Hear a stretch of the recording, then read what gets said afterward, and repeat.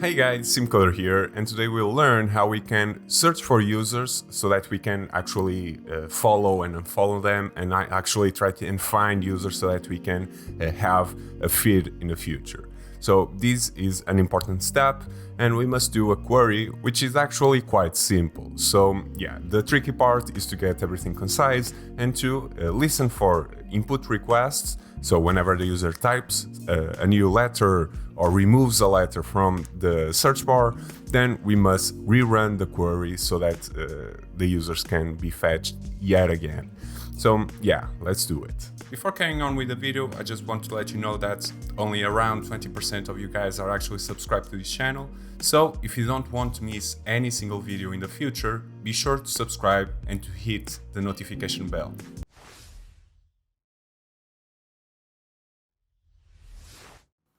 Okay, so starting up, we are going to go into home.art, and this is because, well, Twitter shows up a bottom navigation bar which contains both the feed, the chat, and the search widget, for example. So in order to add it, well, Scaffold contains a bottom navigation bar incorporated, so it is pretty simple. Let's go down below, below the drawer, and add a bottom navigation bar. This bottom navigation bar, we have a bottom navigation bar widget. Open that up, and it will have items. In this case, the items will be null because we still don't have anything in it. However, we can easily add it by adding, and let's make this bigger, like so, a bottom navigation bar item. So with the bottom navigation bar item, we are able to add an icon, the label, and then we'll find a way in order to actually control all of these inputs. So for now, let's just add an icon. So it will be new icon, icons.home. This will be for the feed. However, we'll also add one for the profile later. So this will contain also a label. And the label won't be displayed, however, we must add it in order for Flutter to not give us any errors. So let's make a copy of this bottom navigation bar item and add yet another one, but in this case it will be for the search. So let's call it search, and there you go. However, this is an array, so in order to make it an array, you have to place brackets engulfing it, otherwise it won't work. Okay, so we see that we already have two buttons in here. However, we aren't controlling them in any way, shape, or form. So in order to control it, we actually have to parse, to move this home widget away from the stateless widget and into a stateful widget, because we'll have to keep track of an index which corresponds to the tab that the user is currently on. So let's create a stateful widget, call it home, and I'm just going to grab all of the information that we have in here, so the scaffold, in this case, grab it and paste it in here in order to remove the container that it already has. We are going to also get the auth service and paste it in our new stateful widget. Okay, so now we are able to actually gain access to everything that we had, and it should reload just fine as nothing meaningful changed. Okay, so now we have to add a function and a variable, or two variables, the first of which will be an int, which will contain the current index, which is the tab the user is currently on, and this will be equal to 0, which is the initial state. Then we'll have a final list of widgets, which will be the list of widgets is an array of widgets that we have in here. So in this case, it will have two widgets, the home and the feed and the search widget, which we'll create in a second. So widgets. And in this case, it will be called children equal to open array, and it will receive two widgets, as I've said, the feed and the search. However, it doesn't exist yet, those widgets, so we'll create them later on. Then we'll have a function which, on tab pressed, will simply change the current index to the index that the user has just clicked on.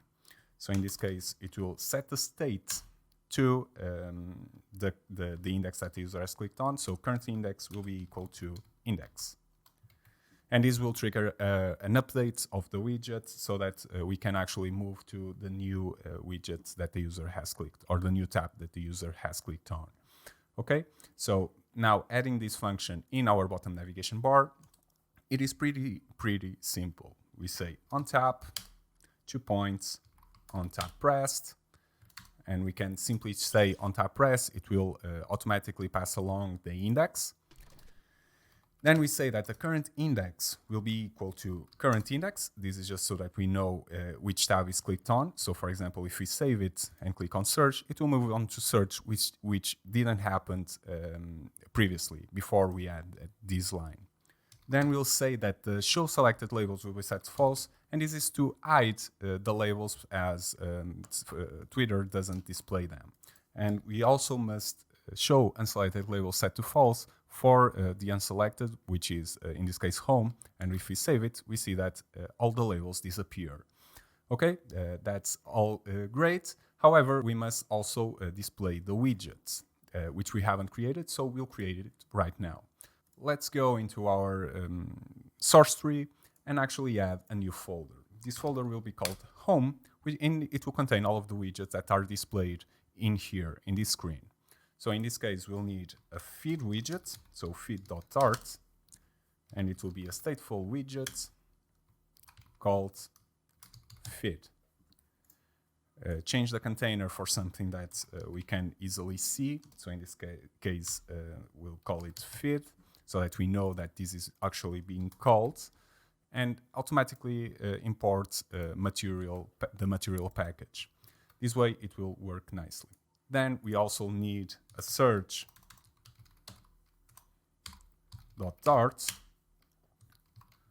and this will be a stateful widget called search. Do the same thing that we did in the feed widget, which is to add a text called, in this case, search, again, so that we know everything that's going on. And don't forget to also import the package called material, save it, and we are able to close both of them up. So we can now actually add this to our array of widgets. So in this case, it will be feed, and don't forget to automatically import it, and search.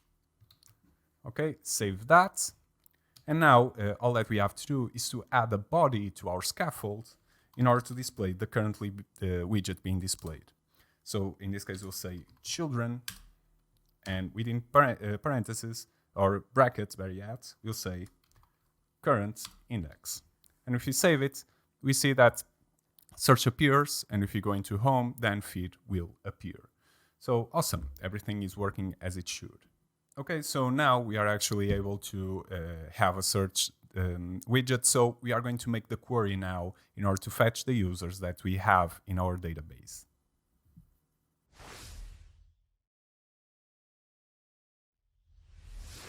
So for this, let's come into our user.dart.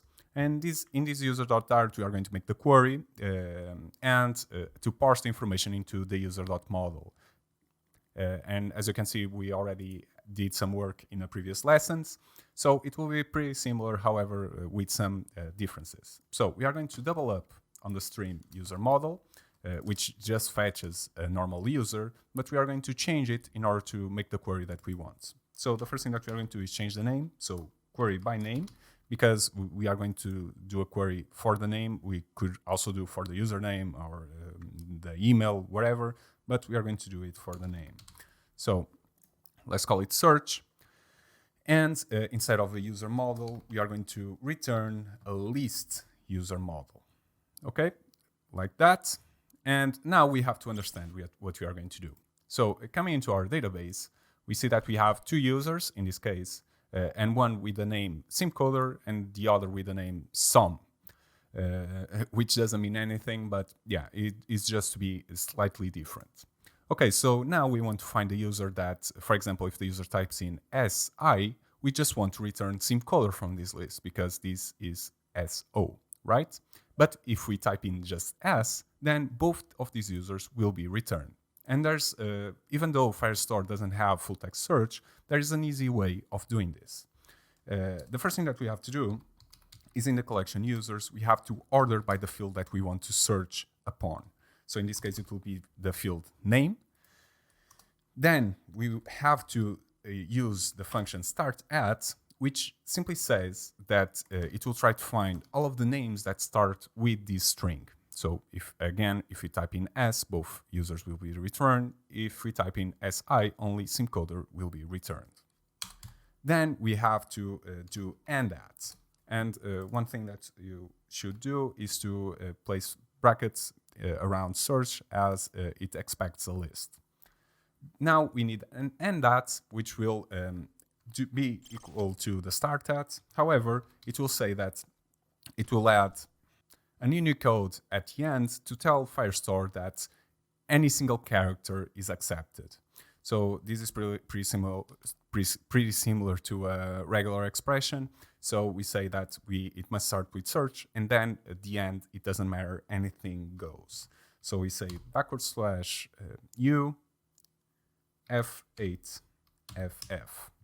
And that way, we disregard completely the end part of a string as long as it starts with the value of search. Okay, then we are going to limit it to 10, and this limit just limits the amount of documents that are actually returned to us. We are going to set it to 10, but you can set it to whatever you want. It's just that, well, to make it everything more concise and to not return a big number of users, which is unnecessary, I'm going to limit it to 10. Then we say snapshots and map.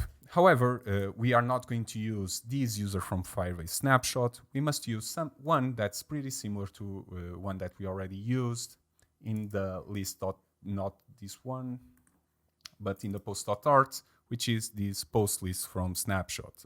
As you can see, we map the snapshot, and then we create a bunch of post models corresponding to the number of documents, and then we parse it into a list. Okay, so we must create one that looks like that. So we are going to say user list from query snapshot. Save that, and I'm going to use the quick fix in order to create a method with these parameters. So I'm going to grab it and move it up top so that it is close to the other parser that we have in here. Okay, close that up. And now, in order to actually do this parsing, it is again similar to what we already did. So return event, because when I created the method, I believe it called it event, but I'm going to change this into a snapshot, make everything more coherent. So snapshot.docs.map doc, then open curly brackets, and I'm going to return the user model for each and every single document that exists. And then at the end, we are going to say to list. Finish up with a semicolon. So in here, we are going to return, as I've said, a user model, and it will have an ID and all of the information of the user. However, it is the same as this user model, so I'm going to actually grab all of this information. However, instead of snapshot, it will be doc. So let's change all of that.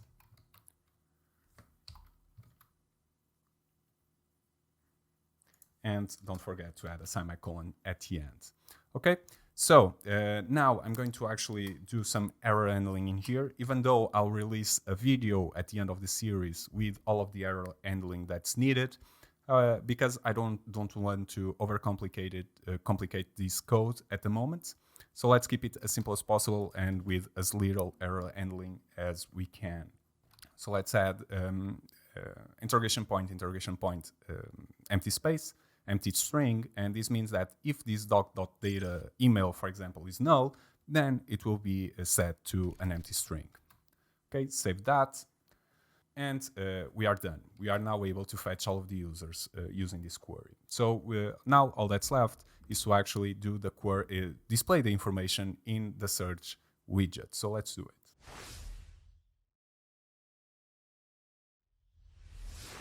So going into our search widget, we can collapse this, and we can actually start changing the code somewhat to fit our needs.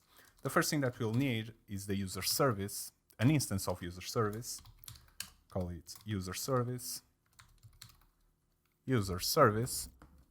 semicolon at the end, and then we'll actually also need a string called search. This string will be updated anytime the user changes the text field, which we'll create in a second, so that we can, anytime the user types in something, any character, or deletes a character, we are able to call up the query by name function yet again and fetch all of the information once again. Okay, so in here we'll use a string provider dot value, and then the value will be user service dot query by name and search. Awesome. Now we'll need the child in this case. So as for the child, we'll have a column because we'll have a text input at a text field in the top of the widget, and then we'll have a list of all of the users, which is a separated widget which we'll create in a second. So in this case, it will be column children, and this will be an array of children, and we'll have a padding for the text field so that it doesn't touch the borders of the screen.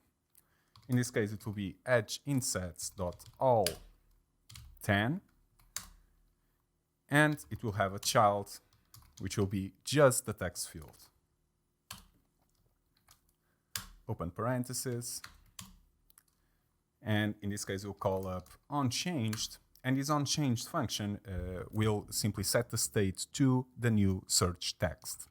So text, open curly brackets, and say set state of search to text. There we go. So now anytime the user actually types in something into this input text, this function will be called yet again. Awesome. So we'll add also a decoration. This decoration allows us to do a bunch of things, but in this case, we'll use it in order to add an int to the user so that the user knows what this input text is about. So input decoration, and in this case, it will say int text search. And if we, not like this, if we clear up the input, the text field, we see that search appears as an int. Okay, so now it should be working, it should be making the query. However, we still aren't displaying the users, so it is kind of useless at this moment. So for this, we are going to go into the profile folder and add a new file. This file will be list.dart, and it will display all of the users that we have access to, or we pass along to this function. It will be a stateful widget. It will be called list users. And for now, let's just add a text as we always do, just make sure everything is being called up nicely. So let's call it list, add a semicolon at the end, and add a quick fix, which will import the material package. Okay, and now coming back into our search.dart, we are going to add it to our list of widgets inside our column widget. So in this case, it will be list users. Don't forget to auto import it. There we go, and list appears. Awesome. So everything should be correctly set up at the moment. So let's jump into our list and actually try and do some alterations to it. So what do we need in order to display the information? Well, first we need to get the users from the provider, which simply gets it from the information that we have in here. And if it is null or something goes wrong with it, create an empty string. So how do we do it? It is pretty similar to what we did for the tweets, the post list.dart, this one. We have the provider of list, post model, context, and so on and so forth. So I'm actually going to grab it, paste it in here, but now instead of posts, it will be users. Let's collapse this. a provider, we have to import it. So import package provider.dart. And then instead of post model, it will be user model. Okay, and now we see that there's an error with context, and this is because it must be inside of the build function and not outside it. Okay, so awesome. We now have all of the information on our side. All that we have left to do is to actually create a list view. So to do this, like we did for the posts, we are going to say list view dot builder. And now we get the item builder. However, we are going to handle a couple of things before doing that. We'll have to, first of all, set the shrink wrap to true. And this shrink wrap is a parameter that you can pass that creates a scrollable linear array of widgets that are created on demand.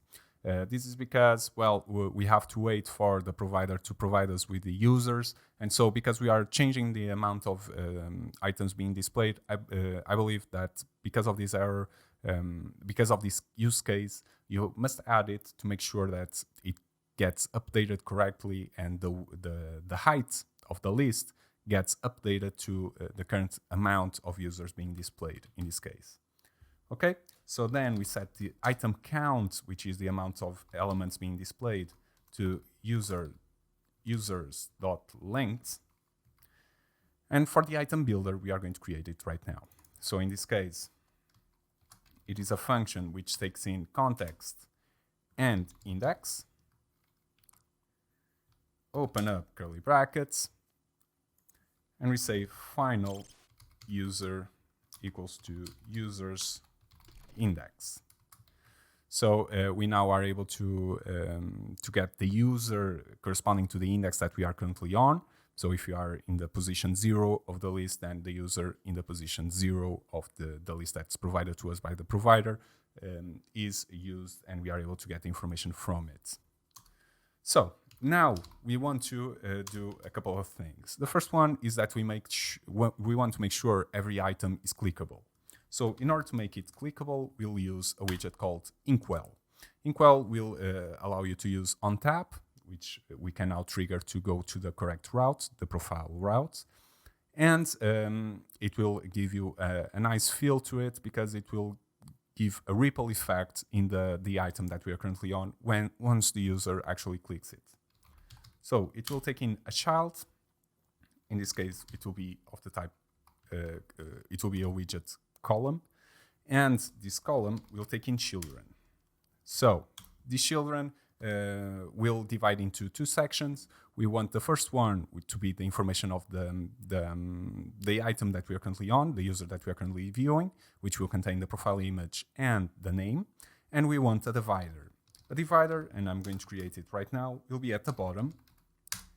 And it will have a thickness of 1. This divider is just a line which will appear horizontally below the user information. This is just to make sure every user has some visual cue that will tell the user that, well, this is a user, this is another user, this is another user, and it makes it easier to view lists, in my opinion, and this is how Twitter does it, so I'm going to go with it. But for the information of the user, we'll have to add a padding. This is just to make sure nothing touches the edges of the screen, yet again. So the padding will be 10, and it will have a child. The child will be a row because it will appear a profile image and next to it the name of the user. Let's add it like this, okay. And in here we'll have, well, the image and the name, as I've said. So if the profile image is different from empty, which means that, or null, then we'll display an icon. But if the image is a string with an URL, then we'll display the image in a round avatar. And there's a widget for that, which is called circle avatar, which we'll use in this second. So user.profile image URL different from null.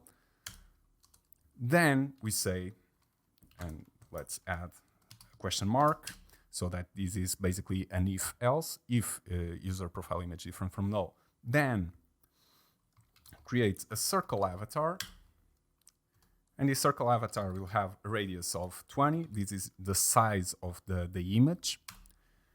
And the background image will be a network, because it forces you to use a network image, which will be with a URL of user.profileimage URL. Let's save it, and let's see if anything pops up, and not yet.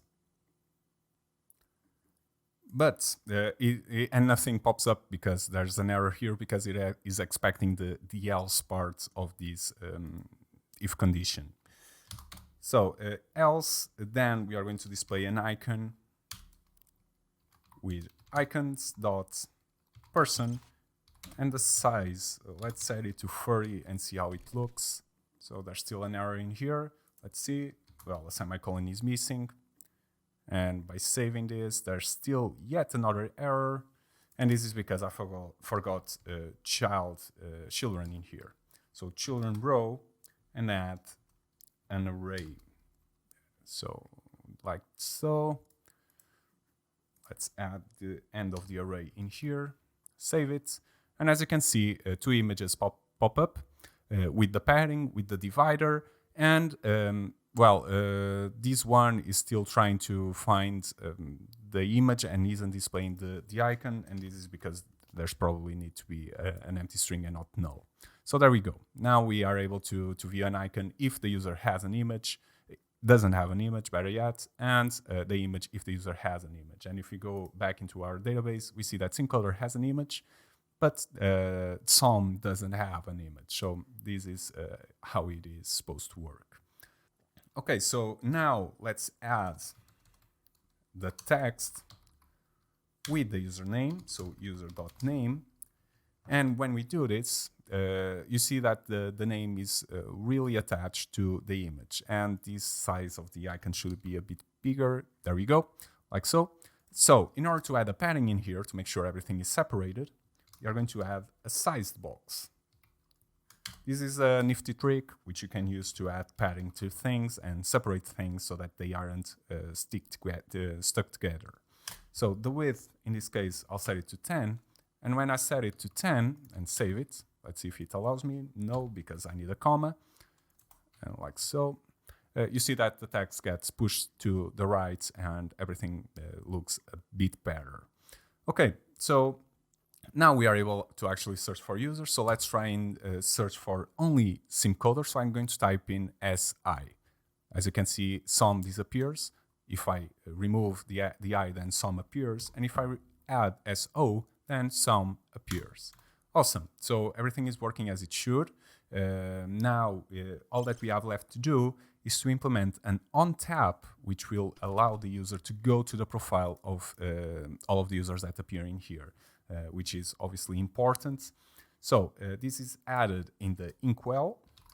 Let's add an onTap, parentheses, arrow function, and let's say navigator.pushNamed,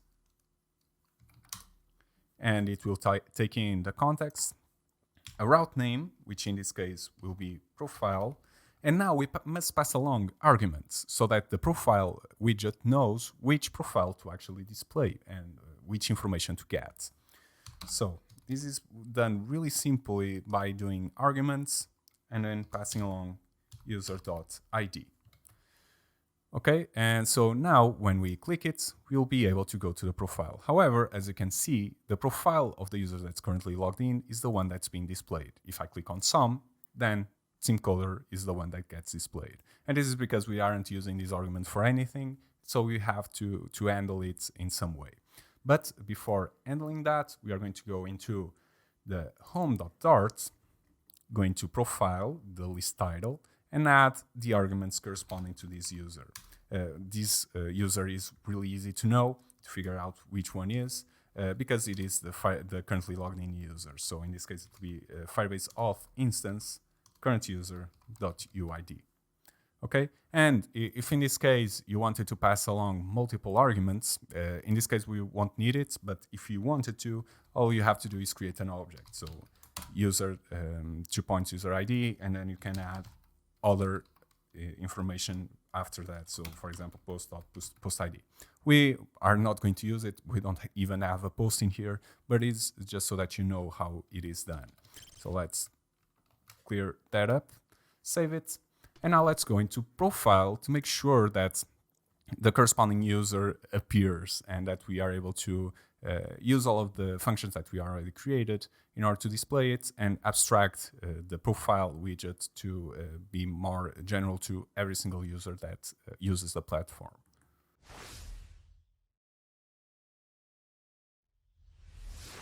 So let's come in here and go into profile. And on profile, we are going to go up top and actually get the UID that we pass along on in the arguments. So this is done really simply by calling up a couple of functions, which in this case it will be passed along to a variable, a string variable called UID equal to model routes, model with a, don't forget that, dot auth context dot settings dot arguments.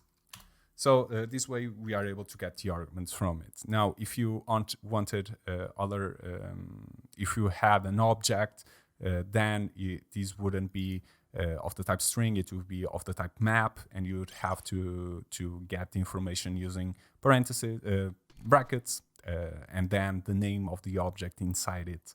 So yeah, we are not going to use it at the moment, but there's a way of doing that just so that you know. So now easily we can simply grab the UID and move it inside of the get user info and get post by user. As easy as that, there's nothing else that we need to do. So we are now able to view SOM, and we are now able to view the SimCoder correspondingly. And if we come into our profile, then we see that only the currently logged in user is shown. Awesome. So now, before wrapping up this lesson, I'm going to do one other thing, which is to make this image round. This is something that I didn't do in the previous lesson, but well, if we already did it in this one, there's no reason not to do it in the profile. So I'm going to come in here and grab the user profile image URL. Let's come down below into where we actually add the profile image URL, which is in here. And let's replace the profile user.profile image for the provider.profile image. Save it, and it appears. Awesome. And we are able to remove this one. Save it, and there we go. However, I'm going to make it a tiny bit bigger, as it was really, really small. Let's add 50 to the icon, and let's see how it looks within SOM. And in here, instead of an empty string, we also are actually going to pass along null. And this is because I believe, and let's come in here into the user.dart. Yeah, this is because in here we aren't doing this check to make sure that it isn't different from null, so that we are actually able to display something. So now we are able to actually do this, and it should work. So there we go. Now we are able to actually search for users, and the information appears, the profile loads. We are able to restrict the users that we want to search for, and there we go. So awesome. Now, as you can see, for example, we are able to edit the profile of SOM, even though this will change the information of the currently logged in user and not the SOM. So there's something that must be done. But this lesson is getting kind of long, so I'm going to end it here, as we already did a lot. So thank you all so much for watching. Everything is working as it should. We are able to find users.